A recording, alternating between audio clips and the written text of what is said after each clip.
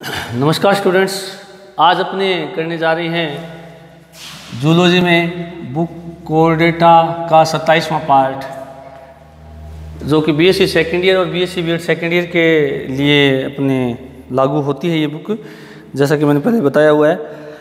देखिएगा स्टूडेंट, अपने टैक्सोनॉमी चल रही है। टैक्सोनॉमी के अंदर अपने जो है अभी तक पढ़ा है, जो कल अपना पिछली क्लास में प्रीवियस क्लास के अंदर अपने डिस्कस कर रहे थे, कैरेक्टर ऑफ एविज, पक्षियों के लक्षण। अब पक्षी जो हैं, मैंने बताया था कि प्रथम ऐसे कशेरुकी हैं रेप्टाइल के बाद में, लास्ट रेप्टाइल के बाद में, जो कि उड़ने वाले होते हैं, यानी उड़ने वाले वर्टिब्रेट्स एविज होते हैं। टेट्रापोड होते हैं क्योंकि इनके अंदर पाँव 4 पाए जाते हैं, परंतु अगर पाँव जो है वो पंखों में रूपांतरित हो जाते हैं। ऐसा आपने जो है पढ़ा था, देखा था, और अपने देखते भी हैं अपने चारों ओर जितने भी पक्षी हैं। तो आज अपने इनका कैरेक्टर जो है वो देख रहे हैं। उसके बाद में इसका जो है क्लासिफिकेशन, जो टैक्सोनॉमिकल जो इसके पॉइंट्स हैं उनके बारे में बात करेंगे। तो कुछ कैरेक्टर जो मैंने कल आपको बताए थे कि ये जो हैं ऐसे कशेरुकी हैं जो उड़ने में सक्षम होते हैं, वार्म ब्लडेड होते हैं, यानी समतापी होते हैं, यानी शरीर का तापमान जो है हमेशा फिक्स रहता है, लगभग 100 डिग्री फ़ारेनहाइट के करीब इनका तापमान रहता है। उसके बाद में इनका बताया था कि इनके ऊपर फिदर्स पाए जाते हैं, फिदर्स पाए जाते हैं जो कि एक्सोस्केलेटन का काम करते हैं। फिदर जो कि काइटिन प्रोटीन के बने होते हैं। उसके अलावा आपको बताया था कि जो इन पक्षियों के अंदर जो होता है, या इन जंतुओं के अंदर या इन वर्टिब्रेट के अंदर क्या होता है कि जो अगर पाँव है वो पंखों में रूपांतरित हो जाते हैं। उसके अलावा इनकी बॉडी की बात करें तो हेड, नेक, ट्रंक और टेल के अंदर बंटी हुई रहती है, ये भी मैंने आपको बताया था। उसके अलावा जो ग्रीवा होती है वो गतिशील होती है, जैसा आपने कबूतर में, मोर में, इनमें देखा है, गति चारों तरफ करती रहती है। और चोंच पाई जाती है, चोंच जो है दंत विहीन होती है, दंत इसमें नहीं पाए जाते। उसके अलावा आपको बताया था कि इसकी जो स्किन होती है वो एकदम ड्राई होती है, शुष्क होती है, और स्किन में किसी प्रकार की ग्रंथियाँ नहीं पाई जाती, इसलिए वो शुष्क होती है। परंतु मैंने एक नाम आया था कि प्रीन ग्लैंड पाई जाती है। इंपॉर्टेंट क्वेश्चन है, प्रीन ग्लैंड कहाँ होती है, किस में पाई जाती है, दोनों ही बातें। तो पहली बात तो प्रीन ग्लैंड जो होती है ये पक्षियों के अंदर होती है। किस में होती है? केवल बर्ड्स में होती है। और जो पक्षी जो होते हैं उन पक्षियों के हम कह सकते हैं इस प्रकार से, जो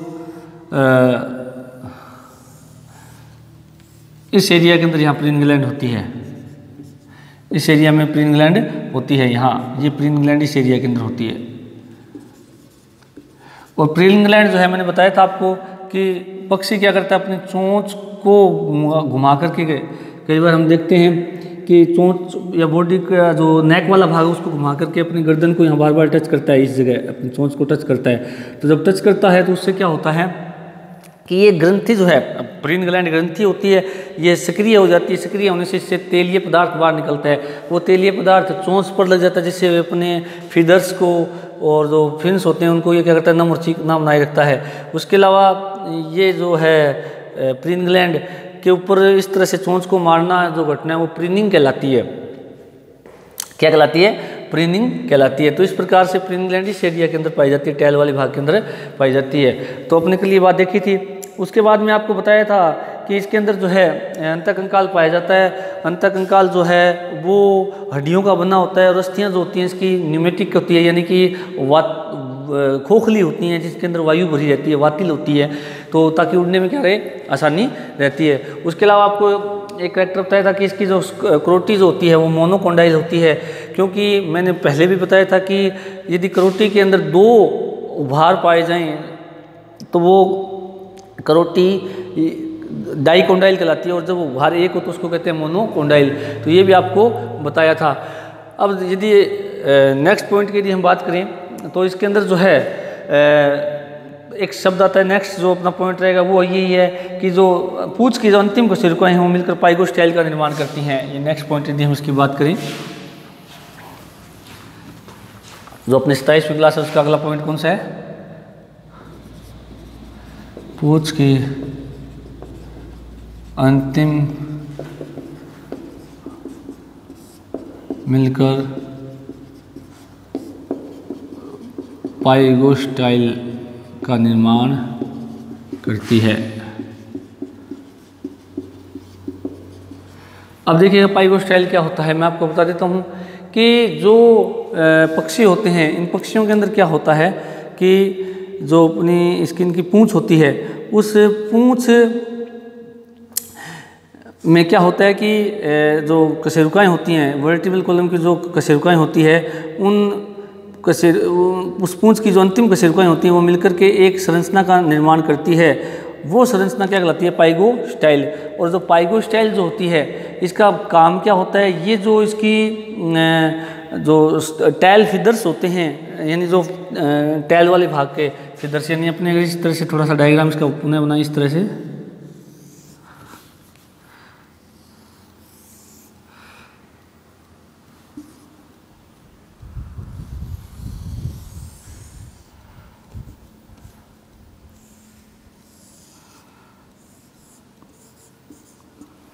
इस तरह से यदि हम देखें कोई पक्षी को, तो ये अपने इसकी वर्टिब्रल कॉलम मान ली, चलो ये मान लेते हैं, ये मान लेते हैं अपने इसकी वर्टिब्रल कॉलम।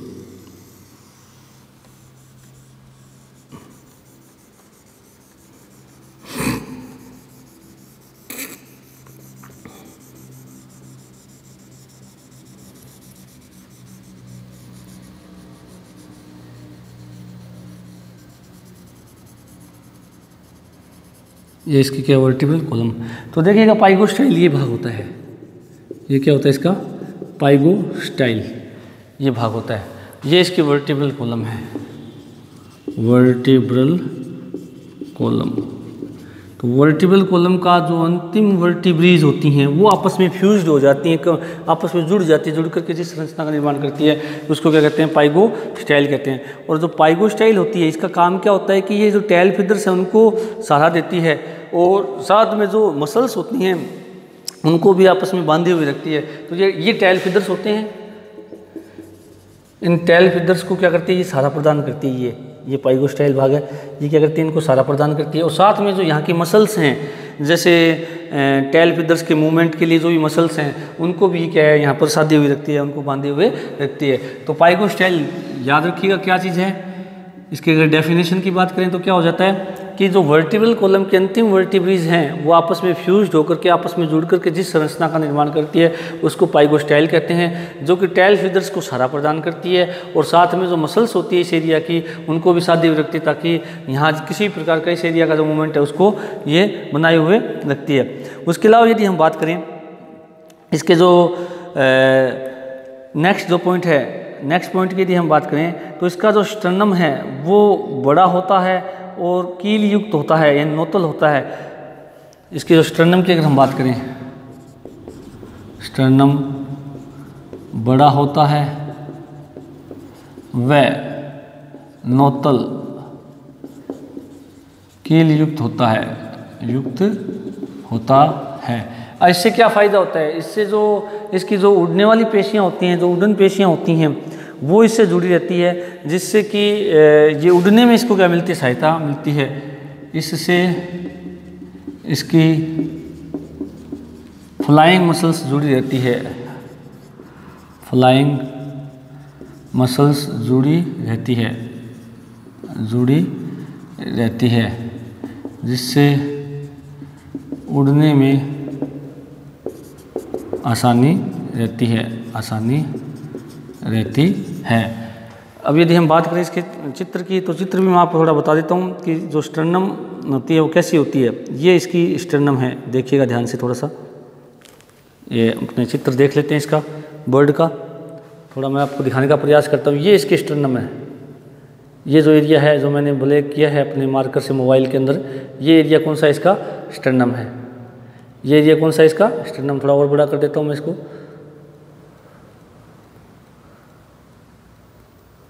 ये जो एरिया है ये क्या होता है? स्टर्नम होती है। अब स्टर्नम देखिएगा बाहर की ओर त्रिभुजाकार रूप में बाहर की ओर उभरी हुई रहती है ये रही, और इससे आप देख रहे हैं स्टर्नम में से मैं बताता हूँ कौन सी हड्डी होती है। स्टर्नम में बार बार बता रहा हूँ, ये हड्डी होती है अपने, ये हड्डी जो जिससे पंसलियाँ जुड़ी रहती है। हमारी पंसलियाँ क्या होती है? अगर मनुष्य के संदर्भ में आपने पढ़ा हुआ कि हमारी पंसलियाँ पीछे की ओर रीढ़ की हड्डी से जुड़ी रहती है और आगे की ओर स्टर्नम से जुड़ी रहती है, तो ठीक ऐसा ही पक्षियों में होता है। तो स्टर्नम आपको दिख रहा है, ये जो अस्थि है, ये जो अस्थि है एकदम क्लियर देखिएगा इसको। ये जो अस्थि है ये स्टर्नम कहलाती है। इससे आप देख सकते हो पसलियाँ जुड़ी हुई है जिससे थोड़े से केज का निर्माण होता है। ये इसकी रीढ़ की हड्डी है, ठीक है। अब देखिएगा कि ये जो भाग है ये क्या कहलाता है, इसके अंदर स्टर्नम कहलाता है। और स्टर्नम जो है ये कील का मतलब क्या होता है, बाहर की ओर त्रिभुजाकार रूप में उभरा हुआ होता है, नोतल होता है, जिससे क्या यहाँ पर जो इसकी मसल्स हैं, फ्लाइंग मसल्स हैं, वो इससे जुड़ी रहती है। और फ्लाइंग मसल जुड़ने के कारण क्या है कि फ्लाइंग मसल्स को ज़्यादा एरिया मिल जाता है जुड़ने के लिए, जिसके कारण क्या है फिर ये जो इसी एरिया से इसके जो है पंख डेवलप होते हैं, विंग्स डेवलप होते हैं। तो विंग्स जो हैं वो इन फ्लाइंग मसल से जुड़ रहते हैं, जिसके कारण क्या है कि फ्लाइंग मसल को कॉन्ट्रैक्शन और रिलैक्सेशन अच्छे तरीके से हो जाता है ये भाग बड़ा होने से, जिसके कारण क्या होता है कि पक्षी जो है आसानी से अपनी उड़ान भर पाता है। तो ये एरिया क्या कहलाता है, इसका स्टर्नम कहलाता है। स्टर्नम आपको नोतल या केल की तरह दिखाई दे रही है। तो यानी इसको थोड़ा सा मैं यूँ अगर बनाना चाहूँ तो इस एरिया के अंदर क्या होती है, इसकी स्टर्नम होती है। यहाँ क्या होती है, स्टर्नम, क्या होती है, स्टर्नम होती है। तो स्टर्नम नोतल या केल युक्त का मतलब समझ गए कि बाहर की ओर उभरी हुई और त्रिभुजाकार होती है और बड़ी होती है, इसलिए इसको नोतल या कील युक्त कहते हैं। और फ्लाइंग मसल जुड़ी रहती है, इससे उठने में क्या रहती है, इसको आसानी रहती है। उसके अलावा यदि हम बात करें नेक्स्ट कि इसके अंदर जो दोनों क्लेविकल अस्थियाँ हैं और एक इंटरक्लेविकल जो है वो मिलकर के किसका निर्माण करती है, फर्कुला का निर्माण करती है। इसका निर्माण करती है फर्कुला का। अब फर्कुला अस्थि जो अपने डायग्राम में देख सकते हैं आसानी से कि फर्कुला जो है वो अपने इनके अंदर जो है क्लेविकल और इंटरक्लेविकल के जुड़ने से आपस में मिलती है। ये अपने ये देखिएगा डायग्राम में फर्कुला भी मैं आपको दिखा देता हूँ। ये थोड़ा सा देखिएगा,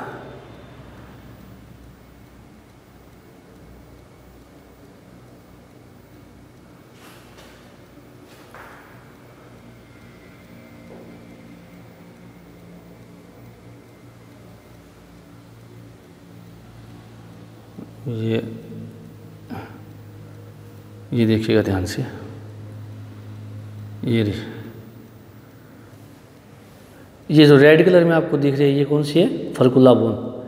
ये फर्कुला है।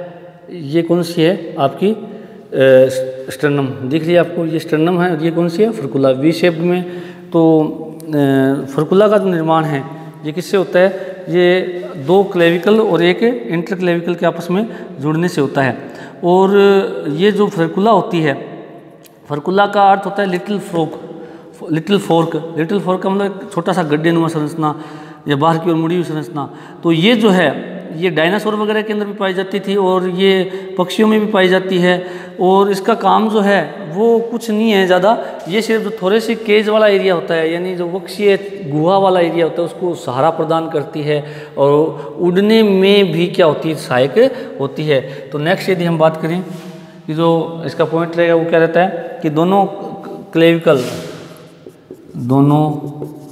क्लेविकल व एक इंटर क्लेविकल मिलकर के क्लेविकल जुड़कर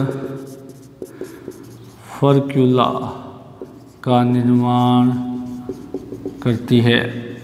क्या करती है, फर्कुला का निर्माण करती है। और जो फर्कुला होती है एक वी शेप्ड बोन होती है। ये वी शेप्ड बोन होती है जो कि थोरेसिक केज को सहारा प्रदान करती है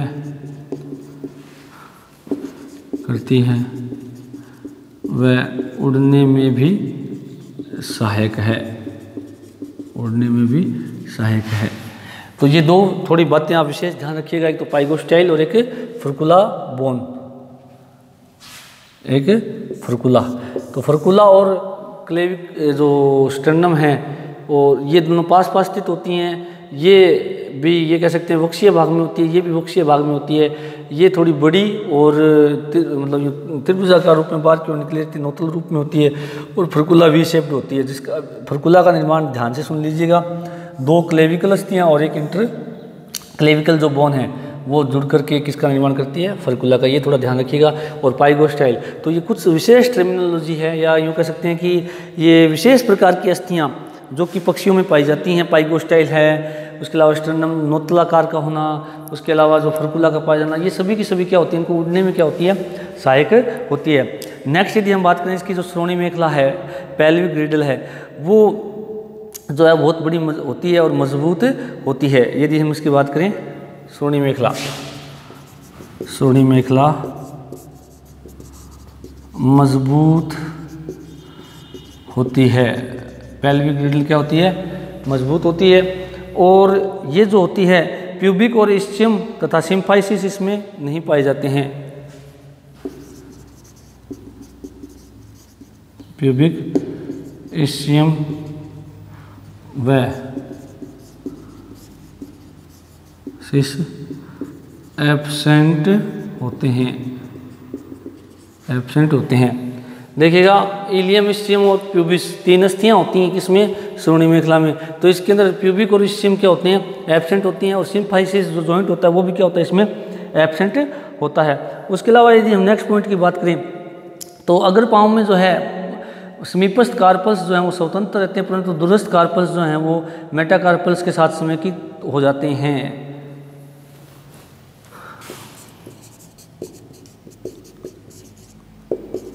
अगर पाँव में समीपस्थ जो कार्पल्स होते हैं वो स्वतंत्र रहते हैं, कार्पल्स स्वतंत्र रहते हैं, परंतु दूरस्थ कार्पल मेटाकार्पल्स के साथ समेकित, समेकित का अर्थ होता है जुड़ना या फ्यूज्ड होना के साथ क्या होते हैं, समेकित होकर कार्पो मेटाकार्पस का निर्माण करते हैं, कार्पो मेटाकार्पस का निर्माण करते हैं। अब देखिए अगर पाँव, अगर पाँव का मतलब ये जो पंखों में रूपांतरित हुए उनकी बात करते हैं। होता क्या देखिएगा, थोड़ा सा मनुष्य के संदर्भ में आपको बता रहा हूँ कि कहाँ होते हैं कार्पल्स और मेटाकार्पल्स, अपने यहाँ पर इस एरिया के अंदर, ये जो यहाँ छोटी छोटी गोलाकार अस्थियाँ होती हैं उनको कहते हैं कार्पल्स, ये क्या होते हैं मेटाकार्पल्स, और ये होती हैं फिंगर बोन्स। अब देखिएगा कि इसके अंदर यदि हम थोड़ा सा मनुष्य के संदर्भ में देखें,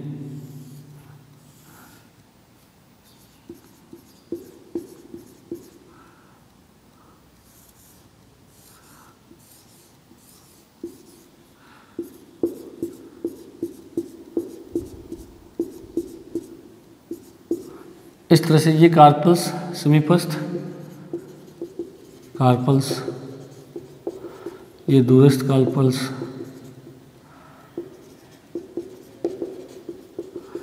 ये मेटाकार्पल्स, और ये अपने अंगुलास्थियाँ या फिंगर बोन, इस तरह आपने पढ़ा होगा। अब इसमें पक्षियों के संदर्भ में क्या कहा है, हमारे अंदर तो ये स्वतंत्र होते हैं, ये स्वतंत्र होते हैं, ये भी स्वतंत्र होते हैं। इनमें क्या होता है कि जो ये दूरस्थ कार्पल्स होते हैं ये इनके साथ अटैच्ड रहते हैं, इनके साथ क्या रहते हैं, अटैच्ड रहते हैं, तो जुड़े हुए रहते हैं, इसलिए इसको क्या कहते हैं, कार्पो मेटाकार्पल स्ट्रक्चर। इस पूरी संरचना को क्या कहते हैं, कार्पो मेटाकार्पल। क्यों, क्योंकि कार्पस और मेटाकार्पस क्या रहते हैं, दोनों आपस में जुड़े हुए रहते हैं, इसलिए संरचनाओं को क्या कहते हैं, कार्पो मेटाकार्पल संरचना का निर्माण करते हैं, जबकि पक्षियों के अंदर ये विशेषता पाई जाती है। उसके अलावा यदि हम बात करें कि जो पश्च पाँव होते हैं वहाँ पर क्या होते हैं, समीपस्थ टार्सल एवं टीबिया जो है वो मिलकर टीबियो टार्सस का निर्माण करते हैं। पश्च पाँव में टीबिया और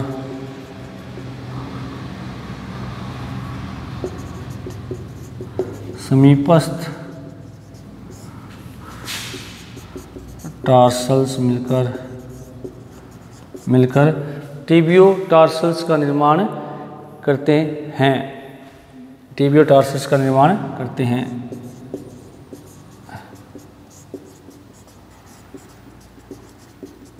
निर्माण करते हैं। अब देखिएगा स्टूडेंट, अब पश्च पाँव में अब आपको पता होना चाहिए कि थोड़ी हड्डियों के बारे में मैं बता देता हूँ। ये ह्यूमर्स होती हैं, ये रेडियसल्ना होती हैं, ये कार्पल्स होते हैं, ये मेटाकार्पल्स होती हैं, ये फिंगर बोन होती हैं, ये आपने पढ़ा हुआ है। अगर पैर में बात करें तो ये कौन सी होती है, फीमर होती है। यहाँ पर अपने दो हड्डियाँ होती हैं, टीबिया और फिबुला। जो अपने यहाँ पर जो अस्थियाँ होती हैं नीचे की ओर पैर में, वो कौन सी होती है? टिबिया और फिबुला। यहाँ पर दो अस्थियाँ होती हैं, टिबिया और फिबुला। और टिबिया और फिबुला के आगे हमारे पाए जाते हैं क्या? टार्सल्स। टार्सल्स के बाद में होते हैं मेटाटार्सल्स। तो यहाँ पर देखिएगा पशु पाँव में, पशु पाँव का मतलब जो पाँव अपने को दिखाई देते हैं पक्षियों के, वहाँ पर वो पंखों की बात हो रही थी, ये होते हैं क्योंकि अगर पाँव पंखों में रूपांतरित हो जाते हैं। और यहाँ पर बात हो रही है कि पशु पाँव में, पशु पाँव में क्या होते हैं? टिबिया अस्थि जो होती है वो समीपस्थ टार्सल्स के साथ मिलकर किसका निर्माण करती है? टिबियो टार्सल्स का निर्माण करती हैं। और जो इसके अंदर दूरस्थ टार्सल्स होते हैं वो मेटाटार्सल के साथ मिलकर के टार्सो मेटाटार्सल्स का निर्माण करते हैं। इसके अंदर जो है थोड़ा ध्यान रखने की बात ये होती है कि पक्षियों के अंदर जो सेकंड, थर्ड और फोर्थ जो मेटाटार्सल्स हैं वो टार्सल्स के साथ मिलते हैं, जबकि फर्स्ट जो मेटाटार्सल है वो क्या रहता है? स्वतंत्र रहता है। यदि हम बात करें नेक्स्ट जो इसका पॉइंट है, दूरस्थ जो टार्सल्स हैं,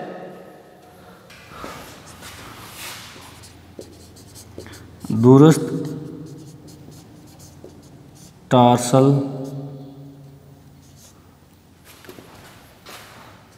सेकंड, थर्ड, फोर्थ मेटाटार्सल के साथ मिलकर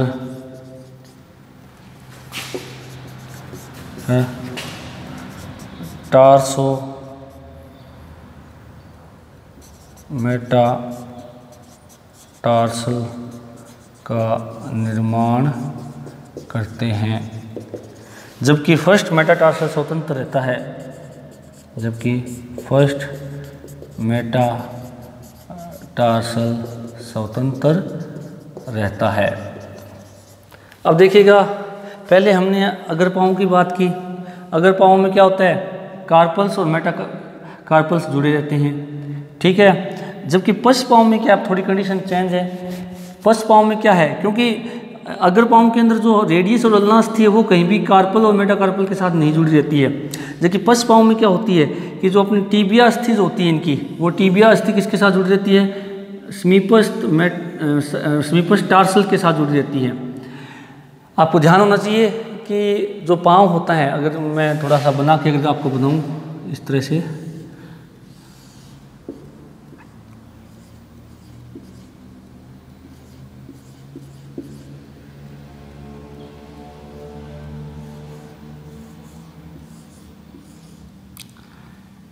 ये टीबिया हो गई, ये टार्सल्स हो गए, ये मेटाटार्सल।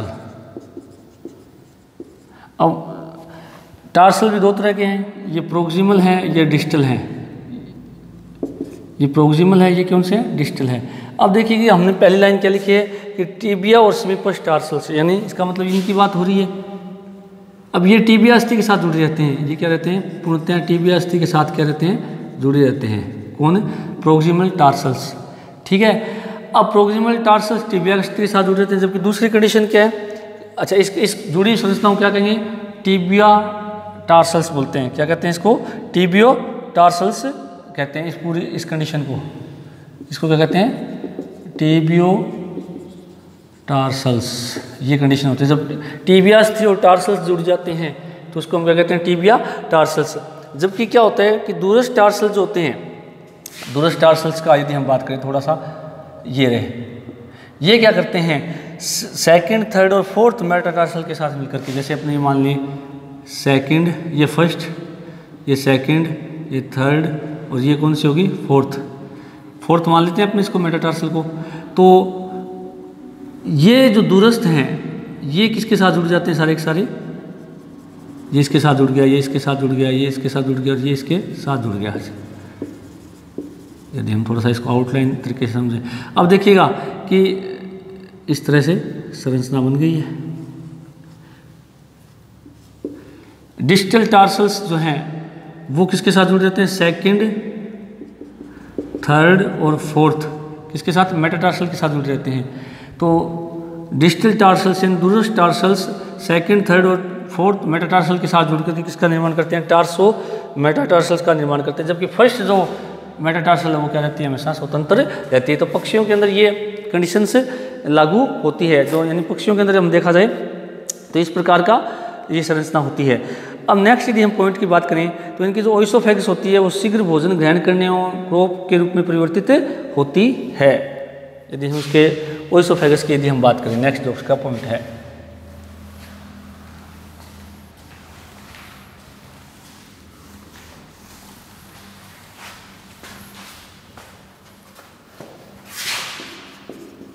ओइसोफेगस जल्दी भोजन को लेने व क्रोप के रूप में रूपांतरित होती है। अब क्रोप होती है, क्रोप क्या होती है आपको बताता हूँ। क्रोप का मतलब थैलेन व फूली संरचना सी होती है, जिससे क्या होता है कि उसमें ज़्यादा से ज़्यादा भोजन को क्या किया जा सके, ग्रहण किया जा सके लंबे समय तक, और बाद में जो है जंतु ये पक्षी जो क्या करते हैं उसको चबा देते हैं। तो क्रोप जो है भोजन को इकट्ठा करने के लिए ओइसोफेगस का एक रूपांतरण भाग है। तो आज अपने जो 27वां पार्ट है कोर्डेटा का, उसके अंदर मेन जो कैरेक्टर हैं वो इसको अपने कर लिए। Thank you.